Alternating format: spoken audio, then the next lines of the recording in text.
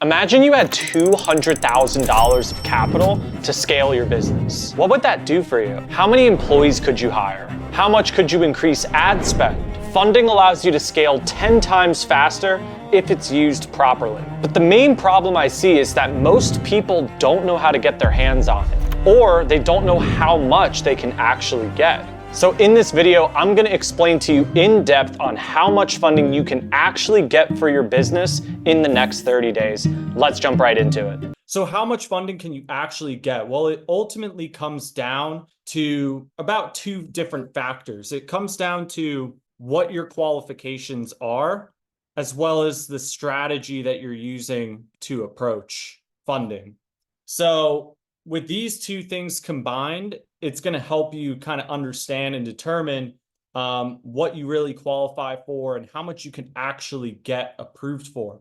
So I think the more I actually look at this, I think the first best thing to actually talk about is really your strategy and understanding like really what is the best strategy to getting the most amount of funding. So if I'm really talking more so about specifically this audience, most people out there, like a lot of the products that you see out there, like business loans, business lines of credit, SBA loans, a lot of these different products are often reserved for, businesses that are doing at least like 6 to 7+ figures a year, consistently. And they've also done things like file tax returns. They have bank statements, right? And this often takes a lot longer, and it not only takes a lot of time, but it also requires, upfront investment as well. Like you're going to have to actually pay the bank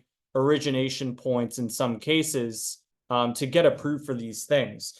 And for what you could get on one business loan or what you could get on one business line of credit, is something that you can get on a sum of multiple business credit cards. And the really great thing about business credit cards is that you're going to get better rates. You have the 0% interest promotion available. Not only that, but you don't have to pay any annual fees for these 0% interest cards either. So that essentially knocks out the whole idea of having to pay origination points. It's a lot easier to get. It doesn't require tax returns. It doesn't require bank statements. It's like a stated income application. You give, obviously what it is that you're making or what you're anticipating to make. That's real to you specifically. So business credit is probably going to be the easiest thing that most people could get. And it's a very quick and fast way and a cheap way to get anywhere between $50,000 to $250,000. This is the method that I've personally used to grow an 8-figure company. This is the method that I teach my clients. This is the method that I'm very certain is probably the best strategy for most people starting a business. When these things up here, I honestly only would ever use them as a last resort. If I could find a way to get $250,000 or even $100,000 of 0% interest credit, I'd much rather, even as an 8-figure business owner, I would much rather try my best to get as much of this 0% interest credit as possible to invest in whatever it is. Like, just to give you guys an example, like I've done maybe at least 3 or 4 rounds of getting business credit, like 3 rounds of doing credit stacking, 3 rounds of credit stacking, which credit stacking is applying for more than one bank at a time to total up to a larger sum of capital. I've done it 3 times, and I'm planning to do it a 4th time because I want to buy all this equipment for this office that I'm going to be getting next year. We're about to lock in the lease, but it's a shell space, so we have to spend some time actually building out the desks, the carpet, the ceiling, all that stuff. Now, while I could qualify for a business line of credit, I don't want to pay any interest. I'm going to pay it back within a year anyway. So I might as well try to get as much business credit cards as possible and use my own business credit card stacking strategy, because that's what's actually going to cost me less. I'm going to get really great welcome bonuses, cash back. There's so many benefits, to that strategy. But I didn't just want to scratch the surface with business credit cards are the best strategy. I really want to talk about how you go about actually applying for them, because that's what's going to determine how much you can qualify for. If your strategy sucks, you're not going to get as much as you think you can get. There's 3 ways to apply for any of these lending products. Ultimately, there's only 3 key ways. The first way is a simple online application, right? And usually here, it's like the algorithm is making the decision, sometimes the underwriter, right? Just depends on the bank and it depends on the strategy. The second strategy in which you go about getting approved for funding is going to be going in person into the bank. And why do you have to go in person? Like, Andrew, I don't want to go in person to go get money. Like, well, you obviously don't care about your goal enough. But the point besides that, going in person, it allows you to scoop up that extra capital. And the reason why you have to go in person if you want to get extra capital is because nowadays, when you apply for a business credit card, the main benefit that a lot of people like about business credit cards is that when you max out the credit card, it doesn't report to your personal credit card utilization. So that's a huge benefit, because you could get a $50,000 card, max it out, and you're still going to have like a 780 score if that's what you have. So that's a huge benefit. And so the only downside to that is that if anyone had your social security number, if anyone had like a fake ID saying that they were you and your social security number and your EIN and all this stuff, if they were somehow able to get all that information, how would you ever know if someone opened a business credit card in your name? There's almost no way of finding out. It's very difficult. And this could result in huge complications for you, because these are personal guarantee cards. Like, these are things that the bank is expecting you as an individual to pay the bank back. So some banks are not comfortable doing online applications or remote applications, because they want to develop a relationship with you, as well as they also have tons of fraud policies, which, make it impossible for criminals to apply for credit in your name. So the reason why you have to go into the branch for some of these places is because ultimately of the fraud policies at the bank, and the bank wanting to develop a relationship with the business, especially when most of the time, I mean, I would imagine this is all the time, businesses are probably the main client at these banks and are putting the most amount of money into these banks for these banks to stay operational. Besides the Fed giving them tons of money, besides that, but like, they rely on businesses to put a lot of capital into their institutions. So there's tons of reasons why they want you to come into the bank, whether it be a relationship or ultimately their fraud policies, to make sure that no one's opening credit in your name for these high limit business credit cards. And so the third method, and this is my favorite method by far, are working with relationship managers. There are specific people at the bank that work solely with businesses and help them get any possible request that they have. Like, if I want to get 50 grand, they will do anything in their power to help me get as much as possible. At the end of the day, the bank makes the final decision. All that we can do to improve our chances on how much funding can you actually get is know which of these 3 strategies are available for me to use to get the best results. Is the best strategy an online application? Is the best strategy an in-person application?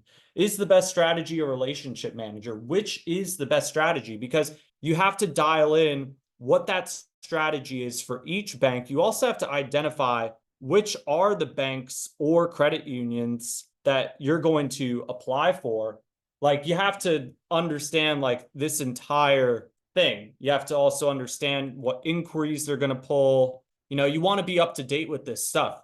My team, we're always up to date with different relationship managers. We're talking to people at the banks. We're finding out what's changing in the lending industry, things of that nature. So we're always up to date on which of these 3 strategies are ultimately available, which is the best one, and how do we go about, deciding which banks are going to be on a funding plan, or what credit bureau are they going to pull from. All of these important factors which go into your strategy. The strength of your strategy is going to determine how much funding you could possibly get your hands on. If you don't have a good strategy, you're going to ultimately struggle to get the best possible results. So I could go on a little bit longer about that. I think those are really the main points I want to cover when it comes to strategy.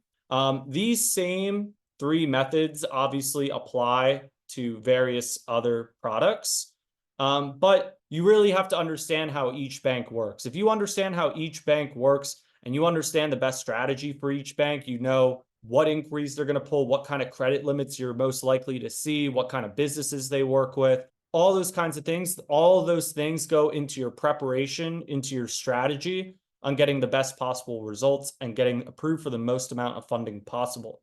So now when it comes to qualifications, really, once you have the right strategy dialed in, well, what do you need to be as an applicant to get the best possible results? Because, for example, like just because, for example, you work with me, it doesn't mean that like I have like this secret button that says, bank, give this guy 50 grand, right? Well, I do have strategies that help that become a lot more likely and possible, right? Because I know the best strategy for each place. I know how to approach and how to ideally get the best results possible. But because I can't press that button, the underwriter is responsible for determining how much risk the bank is willing to, lend money on a particular applicant, right? How much are they willing to risk? And that all comes down to how well you present your credit profile and your application, like yourself. Like you're essentially, it's almost like applying for a job and you're giving someone your resume and they're determining based off your resume whether or not they should actually give you credit. So there's a lot of things that really go into this. I mean, besides the very basic stuff like your credit report, actually, I'll expand on credit report first. Credit report is going to be probably the most important thing when applying for business credit cards. This is my own philosophy on it. I would say at least 80% of the decision is ultimately made on your personal credit report. It's not made on your business credit report because these are personal guarantee cards where the bank wants you to pay back the money. Like, although your business income is what's going to pay back the debt, they're still holding you as a guarantor responsible, because how else are they going to lend out millions of people credit cards every year and expect everyone to pay it back? Well, if everyone was getting no personal guarantee cards, then the bank would be like, oh, wow, we're really putting ourselves in a bad spot, because who's going to want to pay us back if we're not going to be able to, hold our own people accountable? So personal credit is extremely important. I would say it accounts for at least 80% of the decision. And the things that they're going to look at are late payments. Ideally, this is at least 100%. We've had some people slide and get away with having 2 30-day late payments, 1 30-day late payment. It's not the end of the world if you have one late payment, but the idea here is you definitely want to have at least a 700 plus score. But if you really want to get the best results, at least like a 740. But we're going to break down the ranges here in just a second later on, once we cover all these things, like the different ranges of how much you could get approved for, depending on what your credit score is. Because your credit score is going to be the most important thing when it comes to qualifying.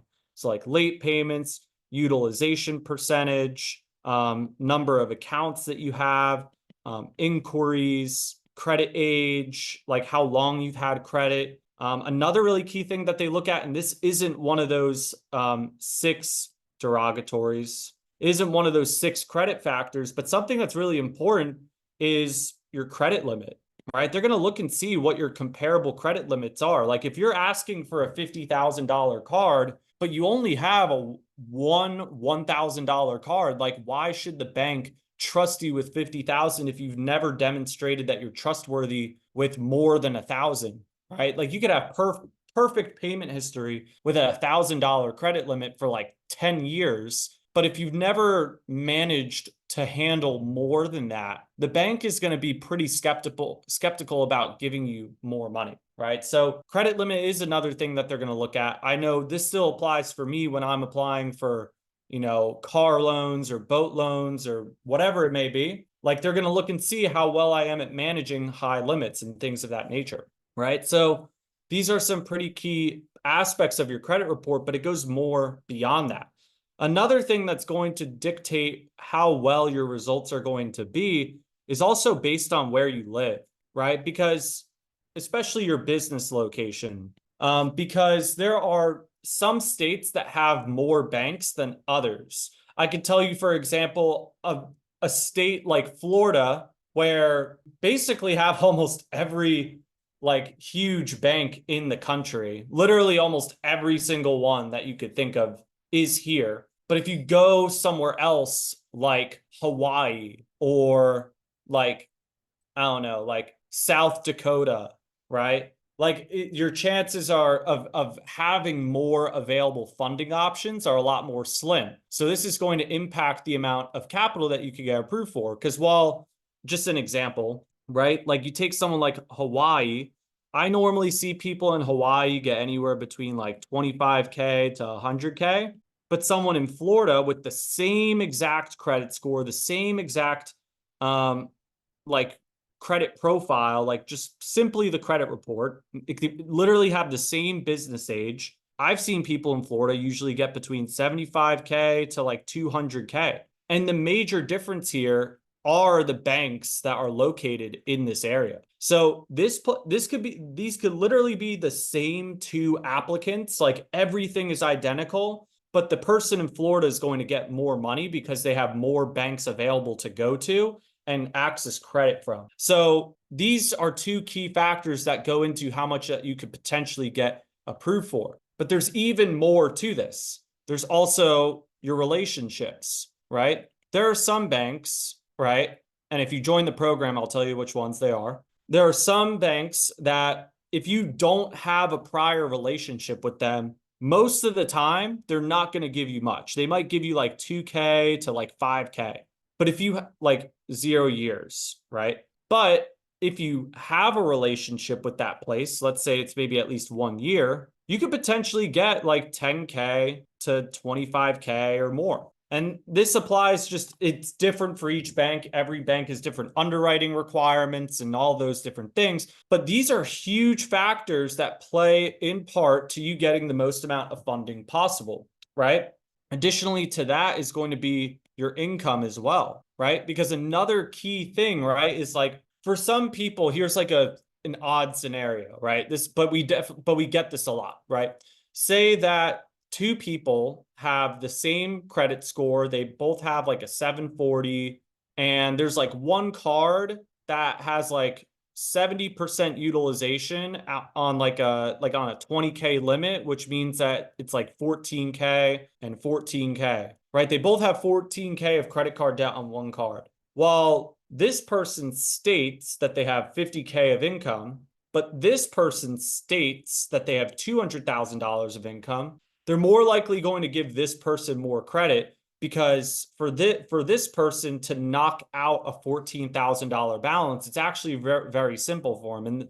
And other underwriters will look at this. They will look at your income and say, okay, well, he's got like $10,000 of credit card debt, but he makes 200 grand a year. Like, oh yeah, he could totally pay that down. Like that's not really that much of an issue. But for someone who only makes $50,000 a year, divide that number by 12. That's going to be what, like $4,500, $4,800 a month or something like that, whatever it may be, like 44, whatever it is, right? It's going to be obviously like, it's not like, oh, wow, to pay off that $14,000, it's probably going to take this guy 6 months. It's probably going to take this guy some time to pay off that balance. I don't know if I could trust him with a high limit if he can't take care of paying down his balances, because why would they lend you a 0% card if you've never shown history of managing these kinds of credit limits and paying them down?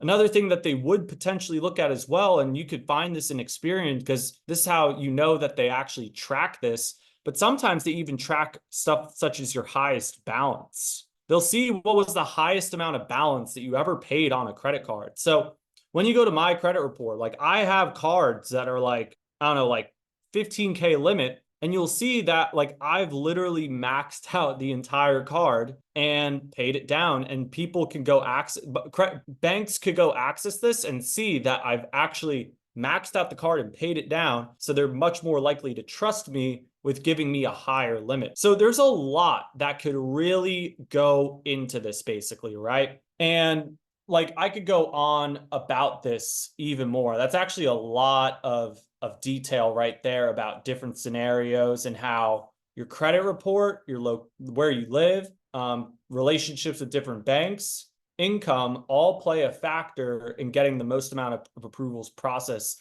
Especially, you have to have the right strategy. You have to know like how this all works. What's the best strategy for each bank? There's a lot that there's actually like a lot that goes into it. I think a lot of people say, oh my God, it's as simple as just applying for credit. Yeah, it is, but you really need to know like what you're doing, because otherwise, like there are some banks where you could apply and you pick the wrong strategy. You end up getting 10K when you could have gotten 50K.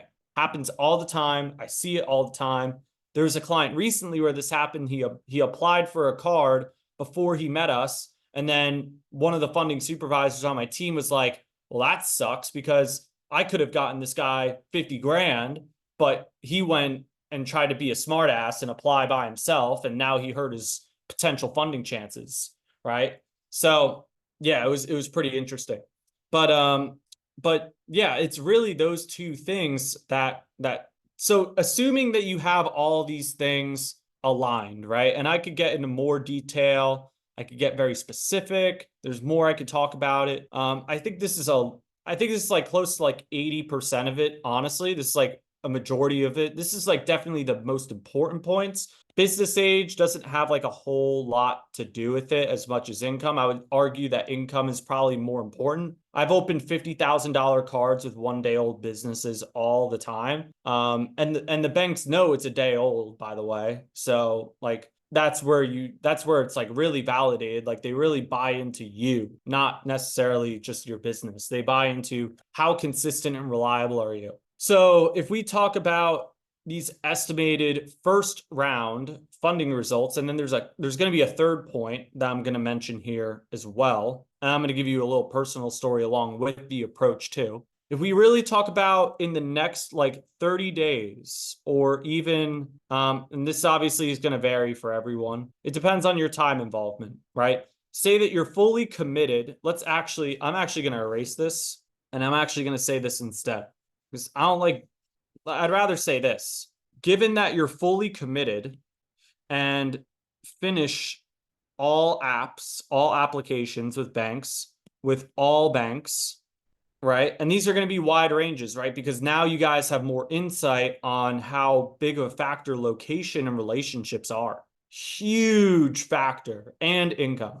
I could probably plot income on this too, right? So say your score is from 700 to 729. It's like low 700 credit score. Oftentimes, and by the way, guys, where are these projections coming from? I've worked with over 3,000 people on this. I've gotten over $150 million approved on 0% interest business credit cards. And this data comes from this. Our average amount funded in the first round for all of our clients is around $90,000 to $100,000. Not guaranteed. This is the average, right? Which means that some people will get 50, some people get 200K. This is the average that people get in the first round applying the strategies.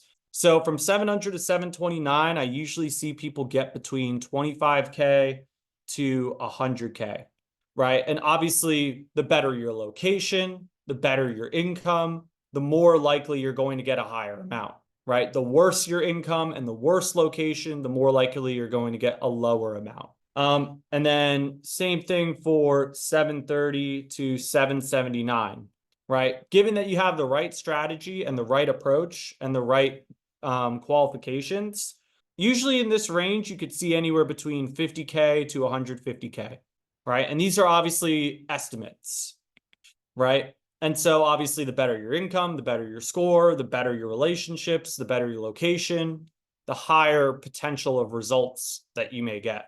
And then if you're between 780 to 850, I would say you have a really great opportunity to get anywhere between $75,000 to $250,000 in that first round. is what I would say your fair estimates are if you're approaching with the right strategy and the right qualifications. Now, huge important point, right? I want to give you guys a little like timeline of my own personal results so that way you could see like how I've personally done this. In December of 2020, I got around $27,500. I know I say 30,000, it was really 27,500. It's a lot easier to say 30,000 than 27,500. So I got around 27,500. My own personal story on this, I applied to about 6 cards, but the way I started, and these were all personal cards, by the way, but I still used personal cards in my own story because the thing was I had a 740 score with, oh my God, my screen is freaking moving. A 740 score with just one $1,700 card. That's it. And I was able to somehow pull off that kind of funding, which was really sweet.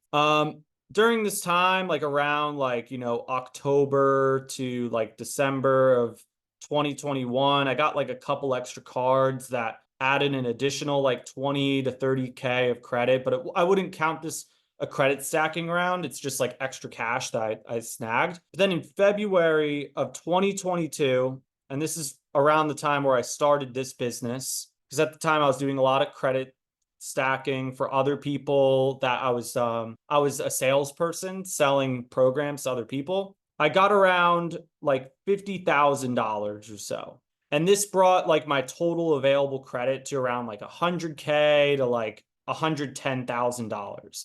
And at this time, I still didn't really have the right strategy. That 50,000 probably came on like another 8 or 9 cards. At this point, I had like maybe 25 credit cards to my name. I had a ridiculous amount of credit cards to my name at this point.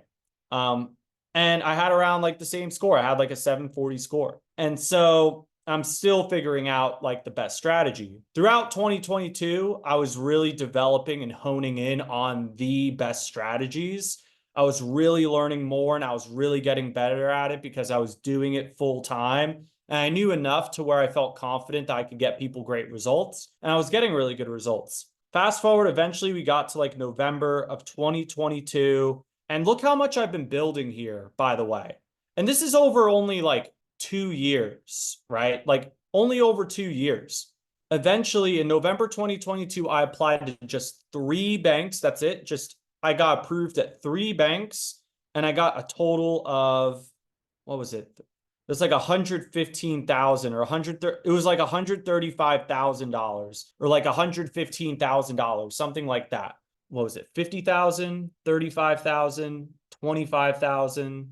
I think that was it. That was all I applied for at the time. So I got $110,000 in November 2022, right? And that took 3 rounds to get there. And this was on 3 business cards, just 3 business cards, but it took a lot of time. It took a lot of time. Well, I mean, I'm very grateful I put the time in because then eventually in like June of 2023, I got that $149,000 credit limit on 1 card. So I show you this because how much funding can you actually get? The final thing depends on your approach. Is this like a marathon for you or is it a sprint?